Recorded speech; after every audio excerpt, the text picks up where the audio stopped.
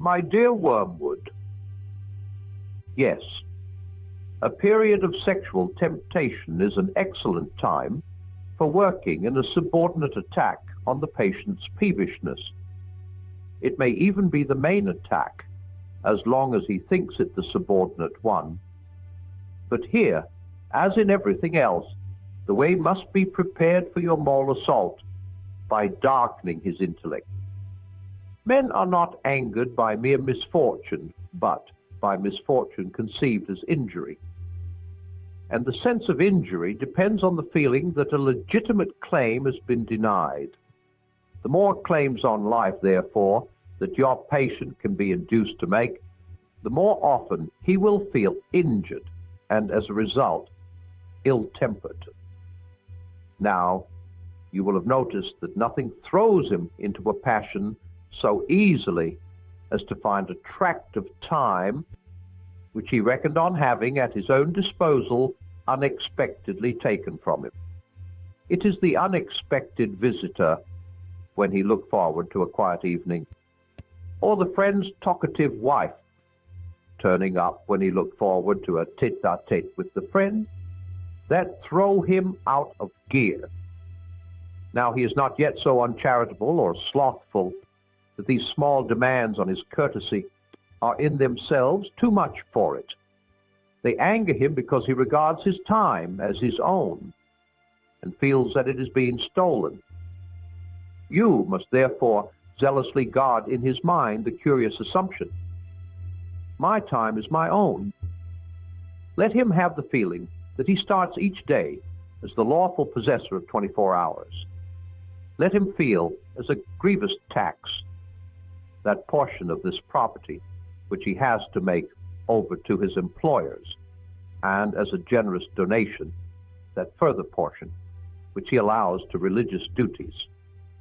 But what he must never be permitted to doubt is that the total from which these deductions have been made was, in some mysterious sense, his own personal birthright. You have here a delicate task. The assumption which you want him to go on making is so absurd that if once it is questioned, even we cannot find a shred of argument in its defense. The man can neither make nor retain one moment of time. It all comes to him by pure gift. He might as well regard the sun and moon as his chattels. He is also, in theory, committed to a total service of the enemy. And if the enemy appeared to him in bodily form and demanded that total service for even one day, he would not refuse. He would be greatly relieved if that one day involved nothing harder than listening to the conversation of a foolish woman. And he would be relieved almost to the pitch of disappointment if for 1/2 hour in that day the enemy said, now you may go and amuse yourself. Now, if he thinks about his assumption for a moment, even he is bound to realize that he is actually in this situation every day. When I speak of preserving this assumption in his mind, therefore, the last thing I mean you to do is to furnish him with arguments in its defense. There aren't any. Your task is purely negative. Don't let his thoughts come anywhere near it. Wrap a darkness about it, and in the center of that darkness, let his sense of ownership in time lie silent, uninspected, and operative. The sense of ownership in general is always to be encouraged. The humans are always putting up claims to ownership, which sound equally funny in heaven and in hell, and we must keep them doing so. Much of the modern resistance to chastit comes from men's belief that they own their bodies, those vast and perilous estates, pulsating with the energy that made the worlds in which they find themselves without their consent, and from which they are ejected at the pleasure of another. It is as if a royal child whom his father has placed, for love's sake, in titular command of some great province, under the real rule of wise counselors, should come to fancy he really owns the cities, the forests, and the corn, in the same way as he owns the bricks on the nursery floor. We produce this sense of ownership not only by pride, but by confusion. We teach them not to notice the different senses of the possessive pronoun, the finely graded differences that run from my boots, through my dog, my servant, my wife, my father, my master, and my country, to my God. They can be taught to reduce all these senses to that of my boots, the my of ownership. Even in the nursery, a child can be taught to mean by my teddy bear, not the old imagined recipient of affection, to whom it stands in a special relation, for that is what the enemy will teach them to mean if we are not careful. But the bear I can pull to pieces if I like. And at the other end of the scale, we have taught men to say, my God, in a sense not really very different from my boots, meaning the God on whom I have a claim for my distinguished services and whom I exploit from the pulpit, the God I have done a corner in. And all the time the joke is that the word mine, in its fully possessive sense, cannot be uttered by a human being about anything. In the long run, either our father or the enemy will say mine of each thing that exists, and especially of each man. They will find out in the end, never fear, to whom their time, their souls, and their bodies really belong, certainly not to them, whatever happens. At present, the enemy says mine of everything on the pedantic, legalistic ground that he made it. Our Father hopes in the end to say mine of all things on the more realistic and dynamic ground of conquest. Your affectionate uncle.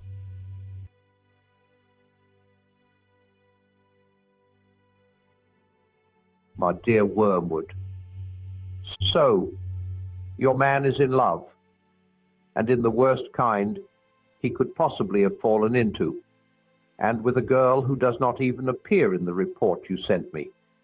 You may be interested to learn that the little misunderstanding with the secret police, which you tried to raise about some unguarded expressions in one of my letters, has been tided over. If you are reckoning on that to secure my good offices, you will find yourself mistaken. You shall pay for that as well as for your other blunders. Meanwhile, I enclose a little booklet, just issued, on the new House of Correction for Incompetent Tempters. It is profusely illustrated, and you will not find a dull page in it. I have looked up this girl's dossier and am horrified at what I find. Not only a Christian, but such a Christian, a vile, sneaking, simpering, demure, monosyllabic, mouse-like, watery, insignificant, virginal bread-and-butter miss, the little brute. She makes me vomit. She stinks and scalds through the very pages of the dossier. It drives me mad, the way the world has worsened. We'd have had her to the arena in the old days. That's what her sort is made for. Not that she'd do much good there, either. A two-faced little cheat, I know the sort, who looks as if she'd faint at the sight of blood, and then dies with a smile. A cheat every way. Looks as if butter wouldn't melt in her mouth, and yet has a satirical wit. The sort of creature who'd find me funny, filthy, insipid little prude, and yet ready to fall into this booby's arms like any other breeding animal. Why doesn't the enemy blast her for it? If he's so moonstruck by virginity, instead of looking on there grinning, he's a hedonist at heart. All those fasts and vigils and stakes and crosses are only a facade, or only like foam on the seashore. Out at sea, out in his sea, there is pleasure, and more pleasure. He makes no secret of it. At his right hand are pleasures forevermore. Ugh! I don't think he has the least inkling of that high and austere mystery to which we rise in the miserific vision. He's vulgar, Wormwood. He has a bourgeois mind. He has filled his world full of pleasures. There are things for humans to do all day long without his minding in the least. Sleeping, washing, eating, drinking, making love, playing, praying, working. Everything has to be twisted before it's any use to us. We fight under cruel disadvantages. Nothing is naturally on our side. Not that that excuses you. I'll settle with you presently. You have always hated me and been insolent when you dared. Then, of course, he gets to know this woman's family and whole circle.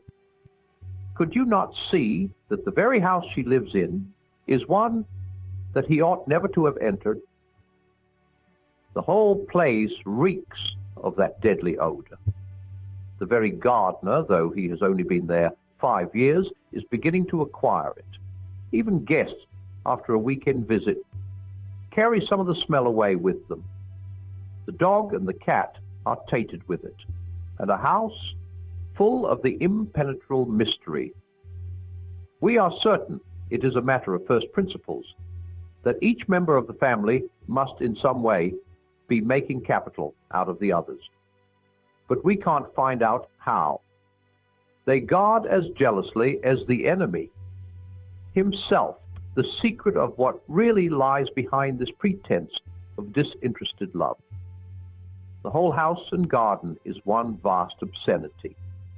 It bears a sickening resemblance to the description one human writer made of heaven. The regions where there is only life, and therefore all that is not music is silent. Music and silence, how I detest them both. How thankful we should be that ever since our Father entered hell, though longer ago than humans, reckoning in light years could express, no square inch of infernal space, and no moment of infernal time has been surrendered to either of those abominable forces. But all has been occupied by noise, the grand dynamism, the audible expression of all that is exultant, ruthless, and virile. Noise which alone defends us from silly qualms, despairing scruples, and impossible desires. We will make the whole universe a noise in the end. We have already made great strides in this direction as regards the earth. The melodies and silences of heaven will be shouted down in the end. But I admit we are not yet loud enough or anything like it. Research is in progress. Meanwhile, you, discussed in little...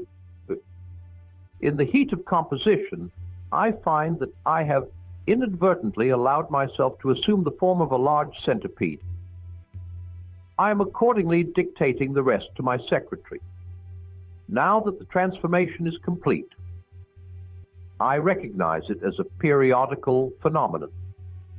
Some rumor of it has reached the humans, and a distorted account of it appears in the poet Milton, with the ridiculous addition that such changes of shape are a punishment imposed on us by the enemy. A more modern writer, someone with a name like Shaw, has, however, grasped the truth. Transformation proceeds from within and is a glorious manifestation of that life force which our Father would worship if he worshipped anything but himself. In my present form, I feel even more anxious to see you, to unite you to myself in an indissoluble embrace. Signed, Toadpipe. For his abysmal sublimity, under Secretary Screwtape, T.E., B.S., etc.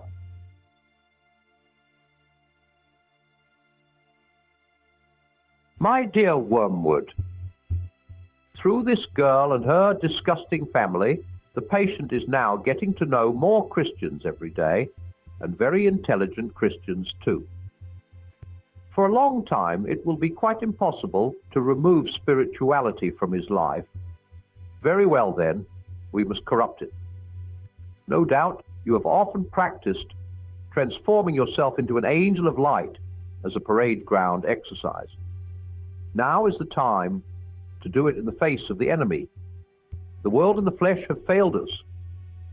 A third power remains, and success of this third kind is the most glorious of all. A spoiled saint, a Pharisee, an inquisitor, or a magician makes better sport in hell than a mere common tyrant or debauch. Looking round your patient's new friends, I find that the best point of attack would be the borderline between theology and politics.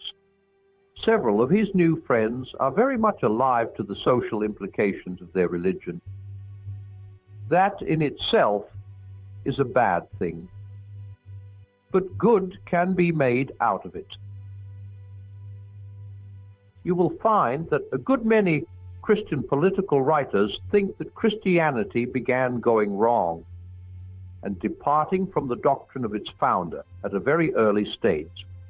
Now, this idea must be used by us to encourage, once again, the conception of a historical Jesus, to be found by clearing away later accretions and perversions, and then to be contrasted with the whole Christian tradition. In the last generation, we promoted the construction of such a historical Jesus on liberal and humanitarian lines. We are now putting forward a new historical Jesus on Marxian, catastrophic, and revolutionary lines. The advantages of these constructions, which we intend to change every 30 years or so, are manifold. In the first place, they all tend to direct men's devotion to something which does not exist. For each historical Jesus is unhistorical. The documents say what they say and cannot be added to. Each new historical Jesus, therefore, has to be got out of them by suppression at one point and exaggeration at another, and by this sort of guessing.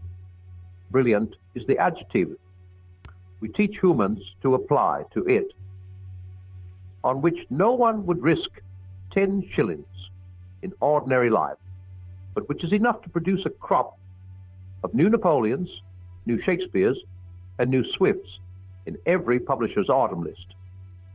In the second place, all such constructions place the importance of their historical Jesus in some peculiar theory he is supposed to have promulgated. He has to be a great man in the modern sense of the word, one standing at the terminus of some centrifugal and imbalanced line of thought, a crank vending a panacea. We thus distract men's minds from who he is and what he did. We first make him solely a teacher, and then conceal the very substantial agreement between his teachings and those of all other great moral teachers. For humans must not be allowed to notice that all great moralists are sent by the enemy not to inform men, but to remind them, to restate the primeval moral platitudes against our continual concealment of them. We make the sophists. He raises up a Socrates to answer them. Our third aim is, by these constructions, to destroy the devotional life. For the real presence of the enemy, otherwise experienced by men in prayer and sacrament, we substitute a merely probable, remote, shadowy, and uncouth figure, one who spoke a strange language and died a long time ago. Such an object cannot in fact be worshipped. Instead of the Creator adored by its creature, you soon have merely a leader acclaimed by a partisan, and finally, a distinguished character approved by a judicious historian. And fourthly, besides being unhistorical in the Jesus it depicts, religion of this kind is false to history, in another sense. No nation and few individuals are really brought into the enemy's camp by the historical study of the biography of Jesus, simply as biography. Indeed, materials for a full biography have been withheld from men. The earliest converts were converted by a single historical fact, the resurrection, and a single theological doctrine, the redemption, operating on a sense of sin which they already had, and sin not against some new fancy-dressed law produced as a novelty by a great man, but against the old platitudinous universal moral law which they had been taught by their nurses and mothers. The Gospels come later and were written not to make Christians, but to edify Christians already made. The historical Jesus, then, however dangerous he may seem to be to us at some particular point, is always to be encouraged. About the general connection between Christianity and politics, our position is more delicate. Certainly, we do not want men to allow their Christianity to flow over into their political life, for the establishment of anything like a really just society would be a major disaster.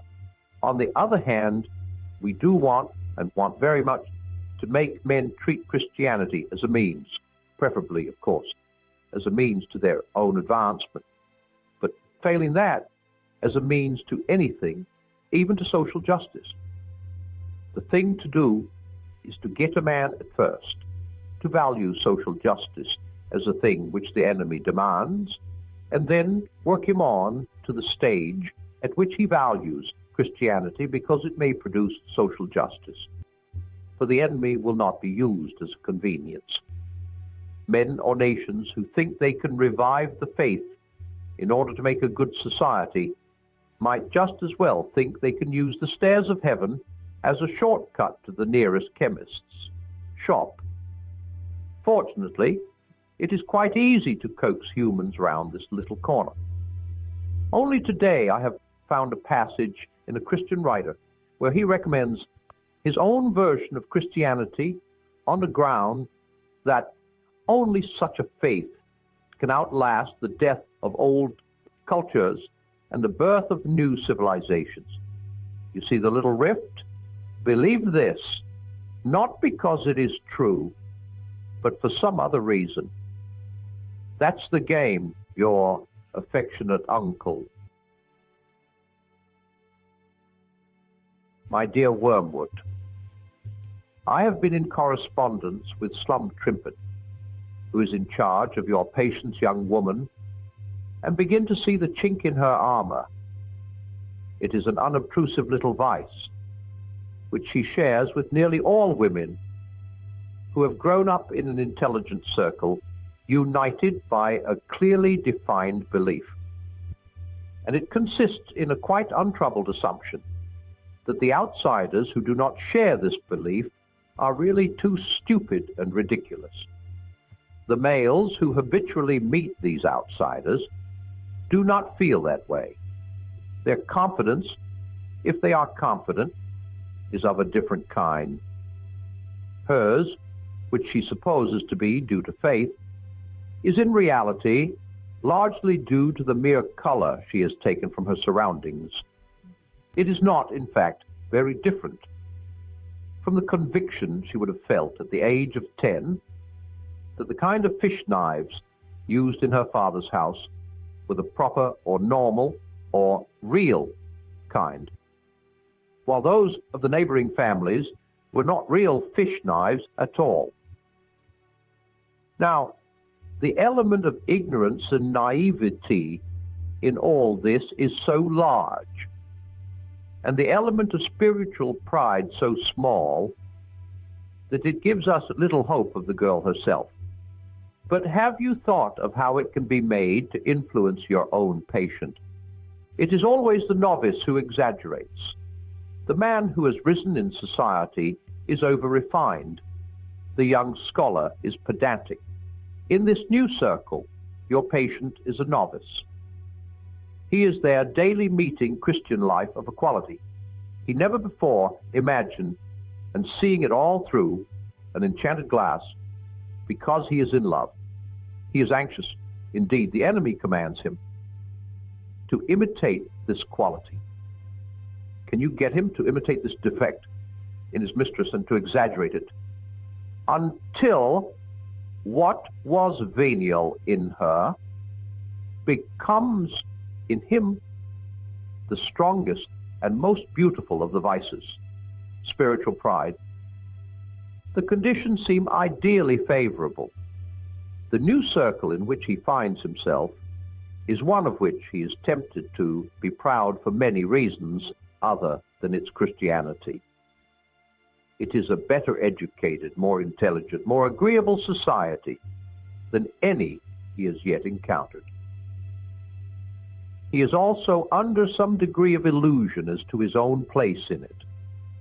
Under the influence of love, he may still think himself unworthy of the girl, but he is rapidly ceasing to think himself unworthy of the others.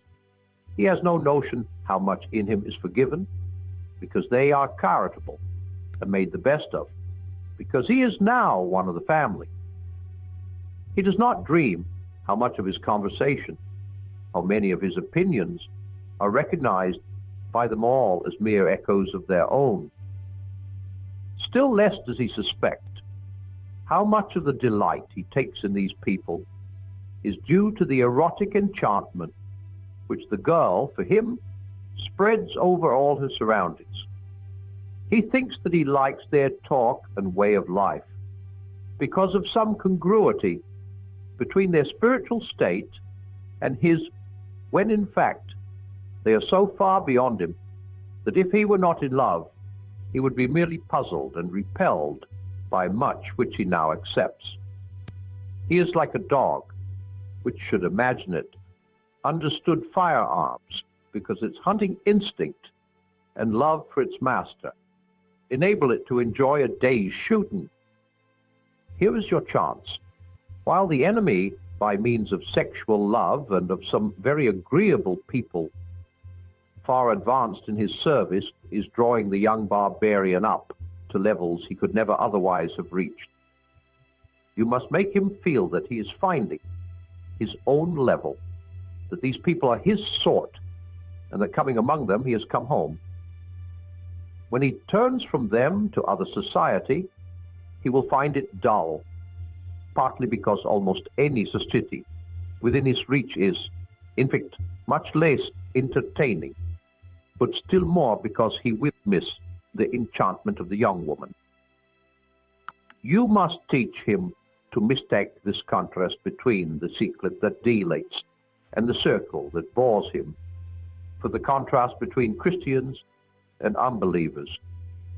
He must be made to feel, he'd better not put it into words, how different we Christians are. And by we Christians, he must really, but unknowingly, mean my set.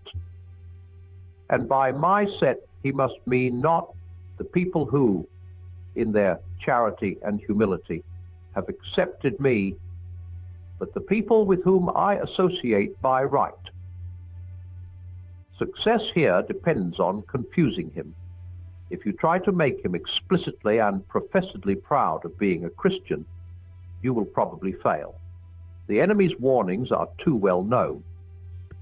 If, on the other hand, you let the idea of we Christians drop out altogether and merely make him complacent about his set, you will produce not true spiritual pride, but mere social vanity, which, by comparison, is a trumpery, puny little sin. What you want is to keep a sly self-congratulation mixing with all his thoughts and never allow him to raise the question, what precisely am I congratulating myself about? The idea of belonging to an inner ring, of being in a secret, is very sweet to him. Play on that nerve.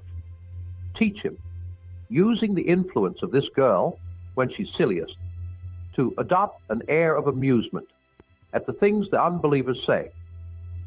Some theories, which he may meet in modern Christian circles, may here prove helpful. Theories, I mean, that place the hope of society in some inner ring of clerks, some trained minority of theocrats. It is no affair of yours whether those theories are true or false. The great thing is to make Christianity a mystery religion in which he feels himself one of the initiates. Pray do not fill your letters with rubbish about this European war.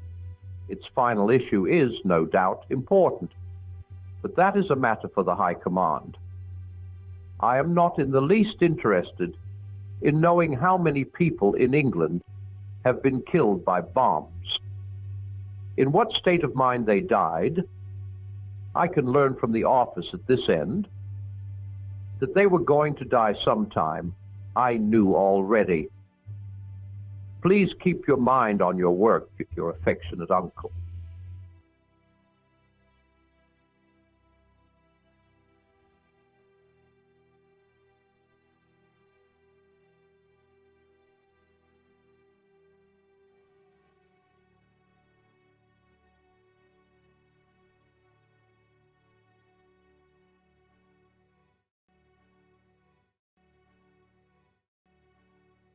Prayer is one of the most powerful weapons Christians possess. If only believers truly understood the amount of power that emanates from the presence of God when they pray, they would never treat prayer lightly even once. In the Screwtape Letters, it says, "The prayer itself is an unbreakable fortress. The attempt to lift the mind beyond the merely human, even briefly, is something we cannot allow. A distracted prayer is a good start to the ruin of a Christian." However, many Christians never take prayer seriously. Now I want you to listen carefully, because I am going to explain something that happens in the spiritual realm when you pray. You see, there are two dimensions of prayer, and only one is effective. There is the earthly and there is the heavenly. You see, when God created man in the beginning, as it says in the book of Genesis, chapter 1, verse 26, he gave man dominion over all the earth. God delegated his divine authority to humanity, giving us the supernatural ability to rule and reign over the world. But for man to exercise this God-given dominion over the earth correctly, he must operate from a higher realm, not just the natural realm. And for you to have access to this higher spiritual realm from which you can govern or solve your problems, you will have to pray and operate from a higher realm that can only be found in the very presence of God. In John chapter 3, verse 31, it is written, "He who comes from above is above all."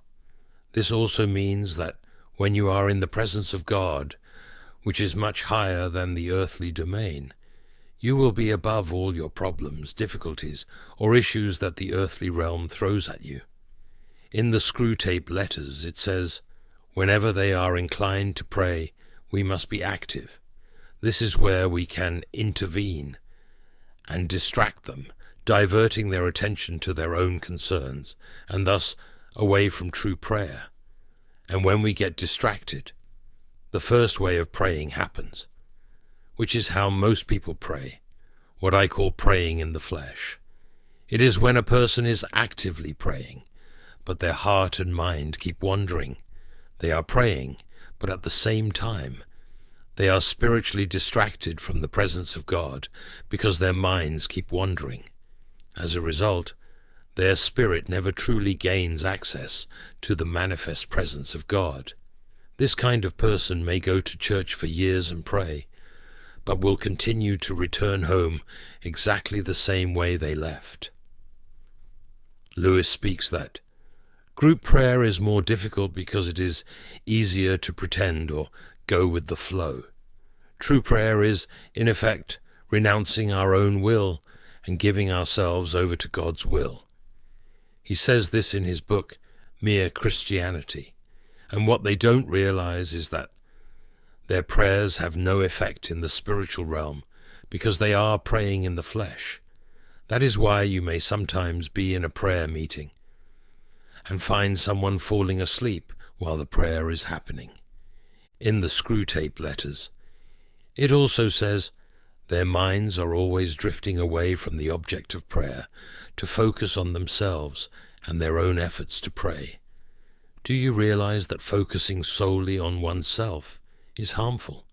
That's why Lewis says, "The essential vice, the utmost evil, is pride. Unchastity, anger, greed, drunkenness, and all that are mere flea bites in comparison. It was through pride that the devil became the devil. Pride leads to every other vice. It is the complete anti-God state of mind." He says this in his book, Mere Christianity. So getting distracted from prayer to think about your own problems is like giving more importance to yourself than to this moment of connection with the divine.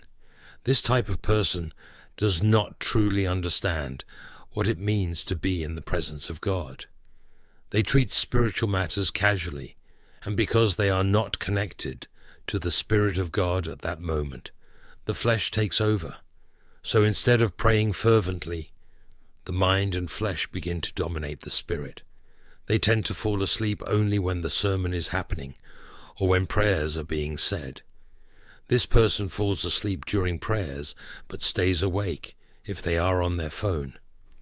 In most cases, the devil will always make you feel heavier to pray when God is about to do something in your life.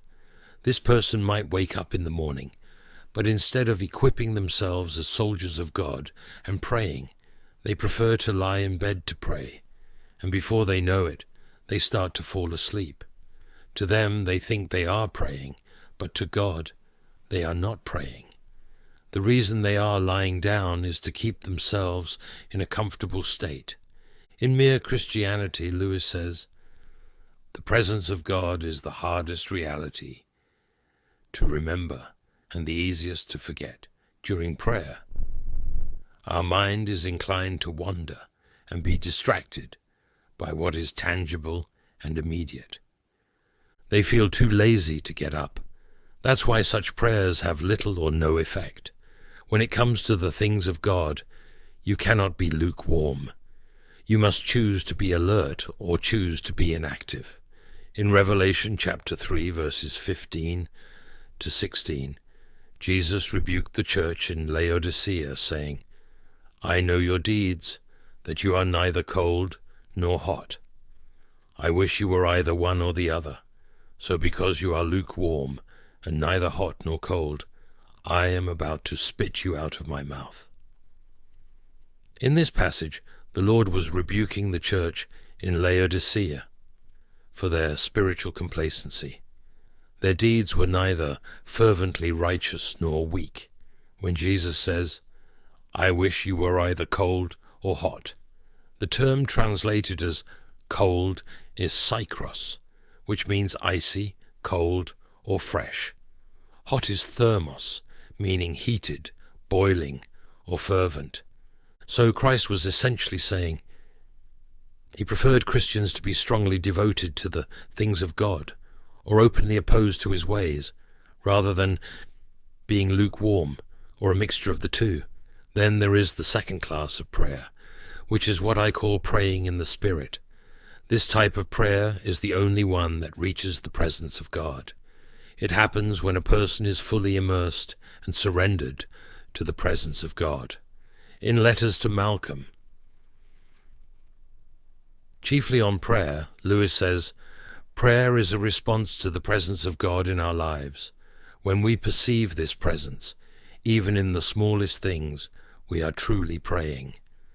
They are not distracted, thinking about what others are doing, or worried about their situations. They are simply enveloped by the presence of God. A believer who prays this way may be physically praying, but their body, soul, and spirit will be completely focused on God. If you want to be the kind of Christian who gets results from God, you must learn to completely surrender your spirit to the presence of God the moment you are praying. So you must actively position yourself to receive from God. This means you should not be distracted in mind, body, or spirit. The reason is that whenever a person is worshipping, their spirit will be where their mind is. For example, if while you are praying or worshipping, You keep imagining and thinking about the shopping you need to do later that day. Your spirit will not be in the presence of God, but rather in the shopping center. So although you think you are worshipping God in spirit and in truth, you are actually worshipping what your mind is focused on. Jesus said in Matthew 6, "For where your treasure is, there your heart will be also." Similarly, in Proverbs chapter 23, verse 7, it says, "For as he thinks in his heart, so is he." But when a true believer is worshipping God, he or she may be physically present here on earth, but their real spirit will be in the manifest presence of God in heaven. Although you see them right there beside you, such a true believer will be spiritually present before the throne of God. It is only at this stage that such a believer will begin to encounter the manifestations of God's presence, because he or she is not worshipping in the flesh. At this stage, this person will be able to present their cases before God, and they will be heard, because this is the type of prayer God truly wants. In the Gospel of John, chapter 4, verse 24, Jesus said, "God is spirit, and his worshippers must worship in the spirit and in truth." Note that Jesus did not simply say that we should worship him. He said it must be done in spirit and in truth.